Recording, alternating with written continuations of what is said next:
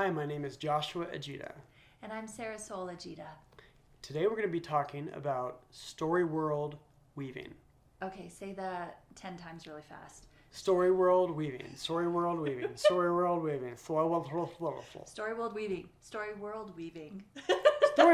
Storyworld with soy. What is Storyworld weaving? Yeah.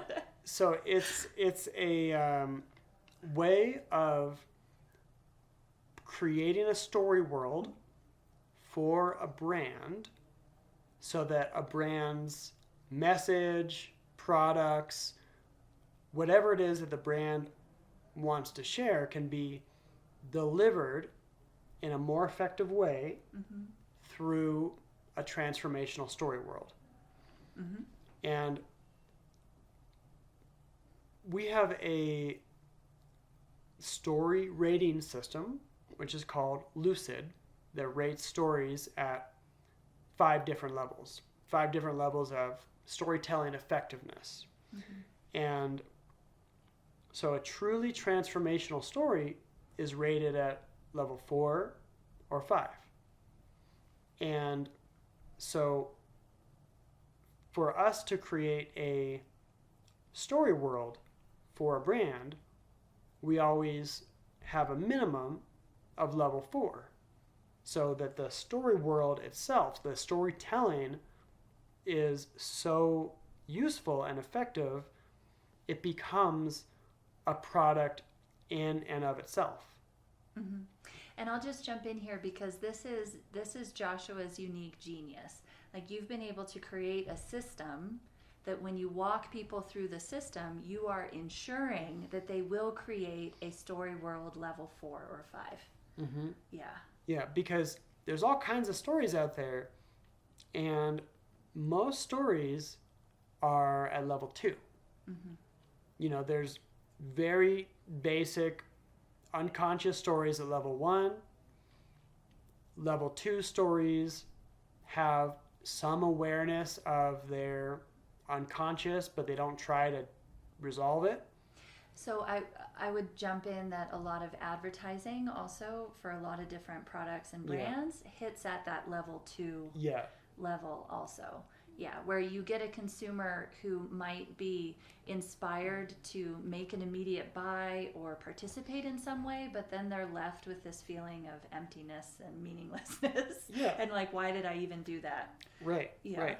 And so the point here is to actually care about what we're creating. What kind of content, what kind of messaging is the consumer experiencing? Are we just extracting from them, or are we actually bettering them? Mm-hmm. Are we changing their lives for the better? Yeah. So I'll continue with level 3 stories are where we're like wrestling with the shadow. And then level 4 stories, we're out of shadow and we're actually making a genius level story. Mm-hmm. And level 5 is then transcended even of that. Yeah, and just to clarify what we mean by shadow, so levels 4 or 5, you are integrating a shadow, you're integrating an unconscious part of yourself and making it conscious and bringing it into the expression of your new reality, your new self. Yeah. So why would it benefit a company to be connecting with consumers at that level 4 or 5 story world? So consumers appreciate when a company goes the extra mile, especially if it's a luxury brand, a company that has a reason to truly build rapport and trust with the consumer. This is a great way to do that. Yeah, and companies who are very interested in having an ongoing relationship with the consumer as well. I think that's a piece of the trust and the rapport that you're talking about. Yeah, exactly. If a company is just selling widgets and it's not about the trust in the company is probably not for them, because if it's a purely transactional company and it's not based on connection, then they don't need a Storyworld. But as companies, I'm looking at the books in our library here. For someone to actually open a book and read a whole book, a lot of trust is required, right? And so to create a bond with a consumer where they actually want to invest that kind of time, page after page after page, that level of trust, it's not a coincidence that a lot of books contain story worlds, right? Because that's often why people are reading books. And even a nonfiction book often is telling story after story after story. They're creating a texture and a context of what the author's experience is, where the author's expertise comes from. So there's a real felt sense of what is this universe when a story world is created. And so brands that benefit from story worlds are brands that want, like you said, an ongoing, more than just transactional relationship with the company. With the consumer. I'm sorry, with the consumer. I'm thinking of a very famous lifestyle company that makes shoes, but it's not the shoes that people are buying. It's the lifestyle. That's what I was going to jump in with too. Yeah, luxury brands that are showing that when you invest in their product, when you invest in their services that they're providing, whether it's a product or whether it's a service or whether it's an experience that's being offered, you are stepping into a new version of yourself. Yeah, exactly. And so to take that even further, where it's not just a superficial version of yourself, where it's an actual new version of yourself because the story world actually facilitates a transformation, this is going to be the next level of marketing in the next 10 years, as so much noise is taking over the internet, and consumers are getting really smart about BS and about, no, I'm just being sold to, and consumers are smarter and smarter also. Exactly, yeah. So if there's a real human touch, right, especially in the times of AI, if there's a real human touch on creating a story world that has that's based on actual transformation, using our methodology, our quantum theater is the modality, is the engine that drives our story world creation. If that can be implanted into the story that the end user experiences, they are going on an actual journey from one place inside of themselves to another place inside of themselves. And then that creates not because it's manipulative, but it creates a loyalty to the company because they're just grateful. And they see that your product or service is genuinely benefiting them. Right. At multiple levels, right? Yeah. Because there's what you originally are selling, plus there's the story world. And it might be that what you're originally selling stays the same or changes. So the context of your product or service matters a lot. And so the story world that we're talking about, we're creating kind of the ultimate context for it. So just as an example, imagine if you walk outside right now and you find a glass of water on the ground, it's just not attractive at all. You can get your own glass of water. You're not going to touch that. But if you're in the desert and you're like dying of thirst, that's the most attractive thing in the world, right? So the context changes the perspective of the product, right? The consumer's desire to interact with or consume the product. Yeah, and so remember those stuffed animals I got you from the movie that you like? So if you didn't see that movie, you wouldn't care about those stuffed animals. That's a great example. Yeah. Right? Yeah. But the movie makes those stuffed animals valuable. Yes. Yeah. Right? So it's literally the context is the only thing that makes them valuable. Interesting. Yeah. Right? So it reframes how we understand value. And if there's a product or service that shows up in the context of a story world and it's part of the consumer's experience or journey transformation in a story, it becomes something really precious to them. Because if the story is precious to them, and so is the environment and the characters and, you know, the animals that appeared in it and the glass of water, you know, it all matters because of that journey that they went on that's in their memory that moved them, right? Or if you think of like for me, music videos are very hard to do because they generally don't have a story. And so for a music video to keep your attention for 3 or 5 minutes, it's got to be either really funny or go on a really interesting linear story. Like this happens and then this happens and then this happens.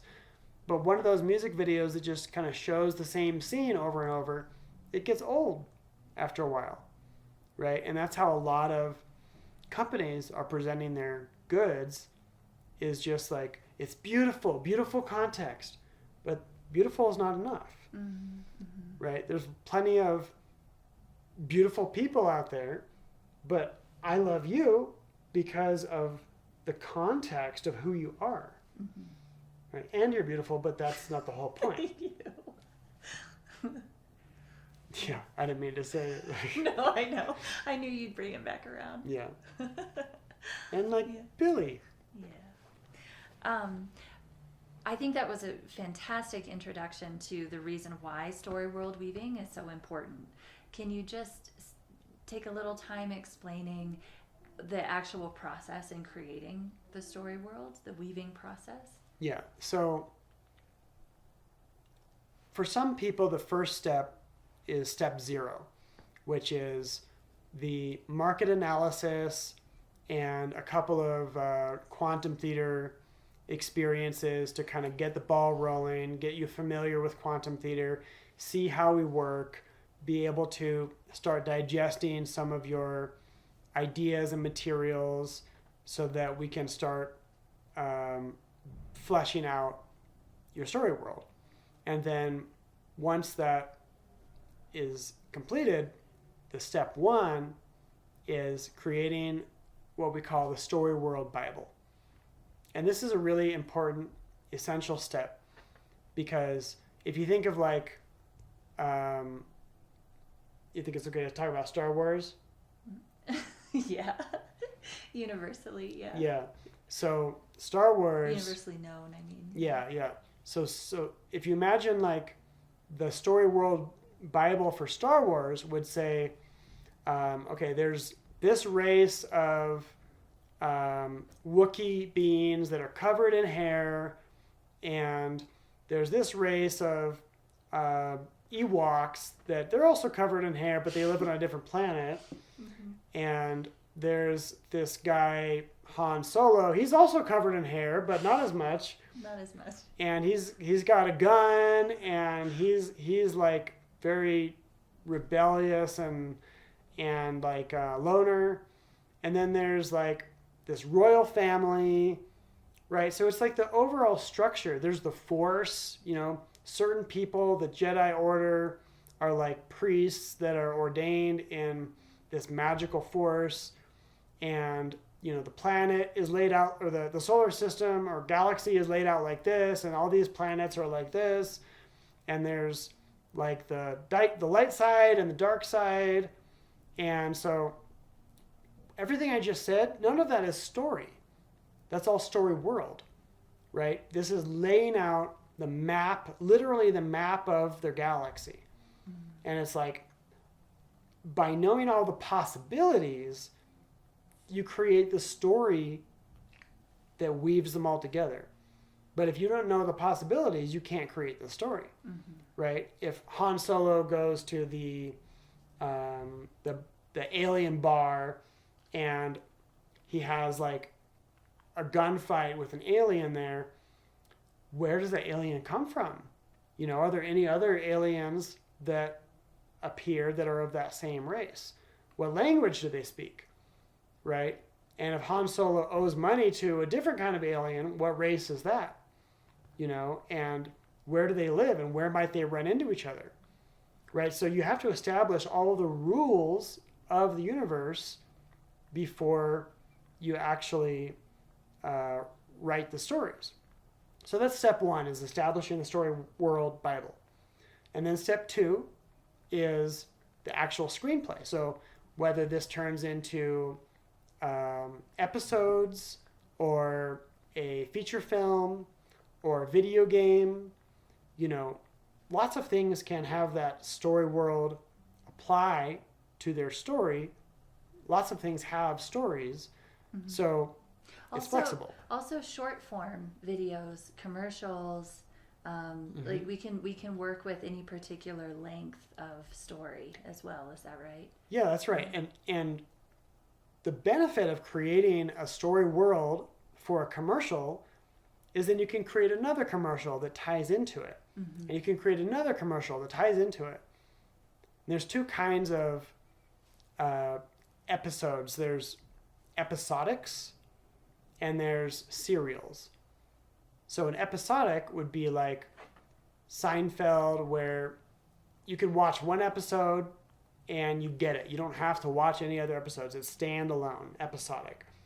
Or there's a serial, like a soap opera or something like that. Something where I'm a fan of the show Stranger Things,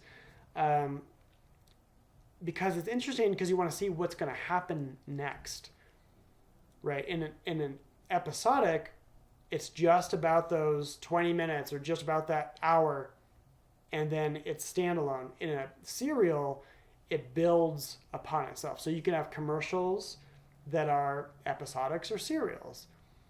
You could have movies that are standalone or meant to be part of a trilogy and becomes a serial, right? So the story world establishes the possibilities, but then we also have to decide what is the end goal. How is it going to be distributed, marketed, and that decides the overall format, of how it's going to look and what our goals are for creating the various story tensions. How soon do we need to wrap it up versus, how much tension do we want to allow to stay there so that we can just keep on going and keep on exploring mm-hmm. that tension. Okay, so can you review and clarify for me again what step 1, step 2 is, and then we'll talk about step 3. Yeah, so step 0 is the introduction, is the market analysis and a couple of quantum theater sessions to get oriented to how we work. Step 1 is the Storyworld Bible. Mm-hmm.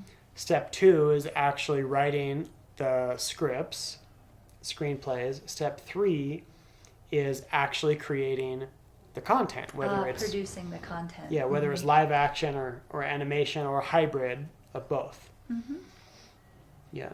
Beautiful. Yeah. So step 3 is obviously the biggest endeavor, we have a limited availability. We can only take on a couple of projects at a time because of the size of the,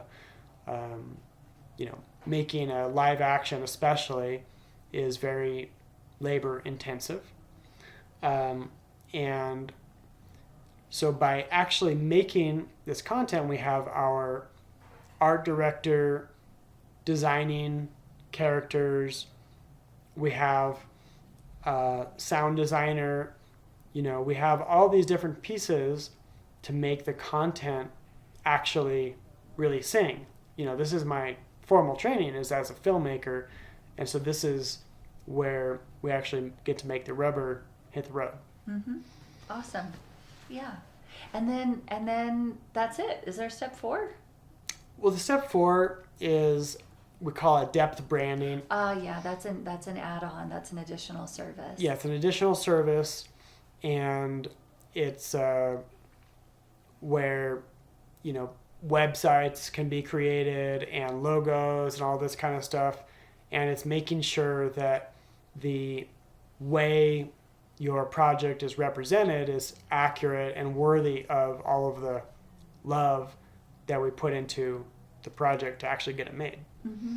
Yeah, and then that's when the market analysis from step 0 and the distribution plan actually goes into effect is in the 4th step in depth branding. Mm-hmm. Beautiful. All right, great. Is there anything else burning that you'd like to share about Storyworld weaving? I'm getting really good at saying that fast. Yeah, you have to practice saying it over and over, and that's part of the requirement. Yeah, but no, I think that's it. Okay, awesome. Thank you, everyone. Yeah, thanks for watching, and thanks for being here for that.